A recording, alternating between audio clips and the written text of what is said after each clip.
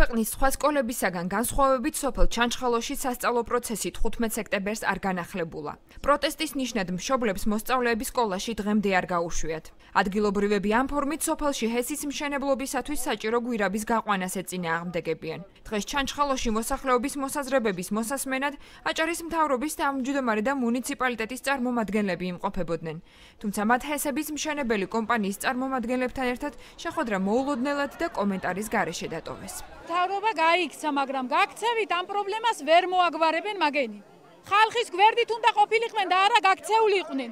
სოფელში მხელა პრობლემა იყო, პასუხები აღარ ქონდათ და გაქცევით უშველეს თავს, მაგრამ ვერ უშველიან. დღეს გვირაბი ჩაიკეტება და საერთოდ არ გჭირდება ჩვენ გვირაბი. ერთ-ერთი გეოლოგიური დასკვნაში პირდაპირ წერია, რომ განტვირთვა საჭიროებს სოფელი ჩანჩხალო მოსახლეობისაგან. დღეს მოვიდა მთავრობის თავმჯდომარე, აჭარის მთავრობის თავმჯდომარე, რატომღაც იქ იყო გაიქცნენ. მას შემდეგ რაც მოქალაქეებმა ხელისუფლებისაგან პასუხები გაურკვეველი მიზეზების გამო ვერ მიიღებს, პროტესტის ნიშნად გვირაბთან მიმავალი გზა გადაკეტეს და ენერგეტიკის მინისტრთან კახი კალაძესთან შეხვედრა მოითხოვეს. ხალხი ითხოვს, რომ ბატონი კალაძე უნდა ჩამოვიდეს და შეხვდეს ხალხს და მანამდე, ესე იგი, არაპირებენ, ესე იგი, გვირაბის მისასვლელის გახსნას. როდის განახლება სწავლა, მაგი არის ხალხის გადასაწყვეტი.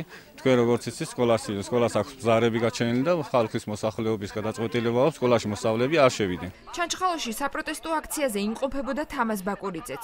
მისი ვერსიით აჭარის მთავრობის თავმჯდომარის ადგილიდან მოულოდნელი წასვლა შუახევში სოციალური სახლების პროექტით უკმაყოფილო მოქალაქის პროტესტმა გამოიწვია. დიალოგი შედგა, მაგრამ ნახევრად.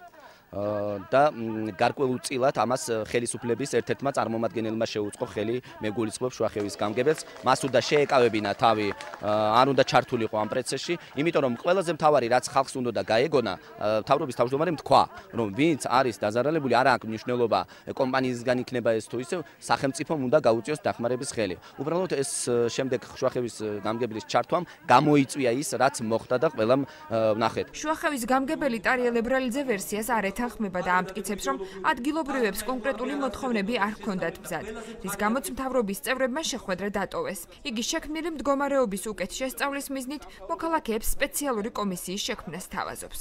დღეს ამობძანდა მოსახლეობასთან შესახვედრად ადგილზე მდგომარეობის გასაცნობად მთავრობის თავმჯდომარე. ჩვენ შევთავაზეთ მოსახლეობას, რომ შეიქმნებოდა კომისია, სადაც მონაწილეობას მიიღებდნენ როგორც სამთავრობო, ისე არასამთავრობო სექტორის წარმომადგენლები. დასკვნის დადების შემდეგ ჩვენ მივიღებთ გადაწყვეტილებას. მიუხედავად ამისა, ჩვენ დღევანდელ შეხვედრამ შედეგი არ გამოიღო, იმ მხრივ ჩვენ შეთანხმებას ვერ მივახციეთ, მაგრამ მინდა გითხრათ, რომ ეს არ არის რესურსი გამოვლებული არ არის, ჩვენ გვაქვს საკმარისი რესურსი იმისათვის, რომ ყველას ვაწარმოოთ მოსახლეობასთან დიალოგი. თუ როდის აღდგება პროტესტის ნიშნად შეწყვეტილი სასწავლო პროცესი, სოფელ ჩანჩხალოში ამ ეტაპზე კვლავ უცნობია.